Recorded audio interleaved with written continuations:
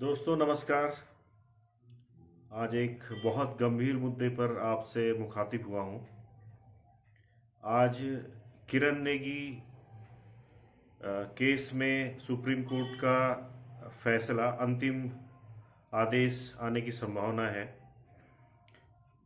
जैसे कि आप सभी लोग जानते हैं कि उत्तराखंड की बेटी किरण नेगी के साथ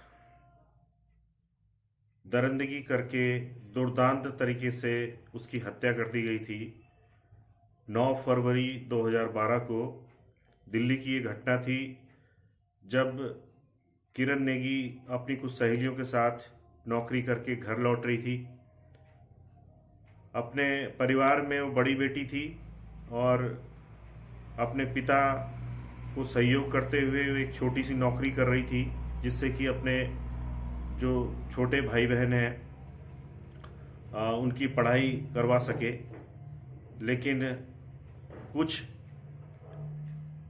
दरिंदों ने उसे अगवा कर लिया और उसके बाद बेहद दुर्दांत तरीके से उसके साथ अमानवीय कृत्य किए गए। उसकी आंखों में तेजाब डाला गया, उसकी कान में तेजाब डाला गया, उसके प्राइवेट पार्ट्स में कांच की बोतलें तोड़ दी गई और उसके बाद उसको एक खेत में छोड़ दिया गया।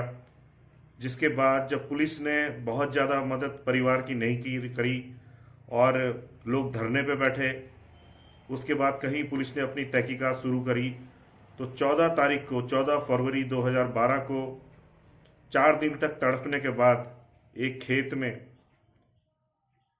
उसका मृत शरीर मिला।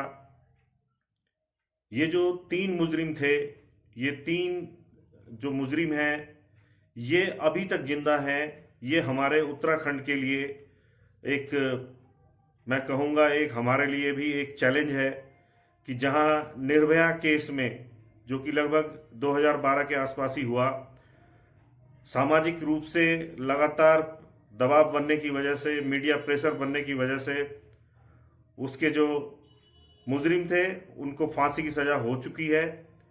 लेकिन दुर्भाग्य है कि इस केस में हालांकि सेशन कोर्ट ने फैसला सुना दिया था फांसी का 2014 में ही, और उसके बाद हाई कोर्ट ने भी मोहर लगा दी थी कि इनको फांसी होनी चाहिए।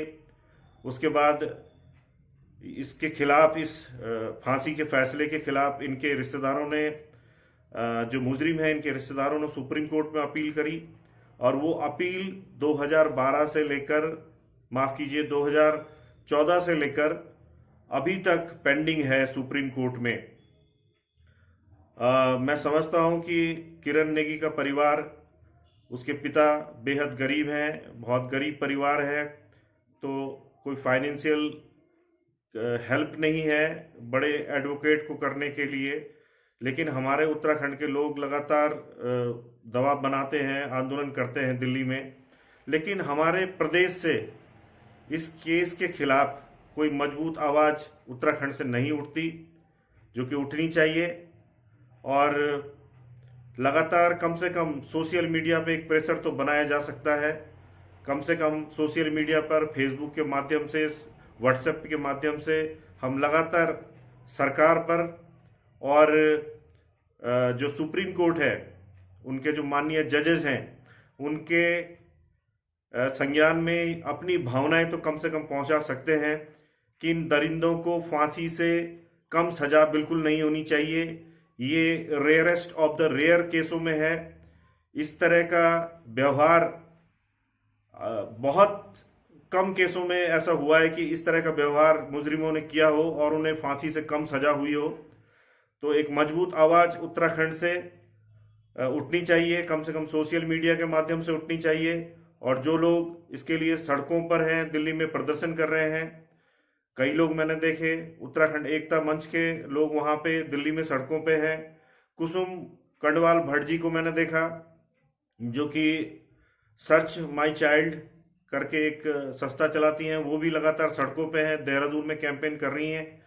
तो सभी लोग कम से कम सोशल मीडिया पर एक अपना मैसेज छोड़कर एक कैंपेन चलाएं, जिससे कि माननीय सर्वोच्च न्यायालय के जो जजेस हैं वो हमारी उत्तराखंड के लोगों की भावनाओं को समझें और इन 3 मुजरिमों को, जो कि दुर्दांत दरिंदे हैं, इनको फांसी की सजा हो, जिससे कि भविष्य में कोई भी इस तरह का कुकृत्य करने की सोच भी न सके। धन्यवाद। जय उत्तराखंड, जागो उत्तराखंड।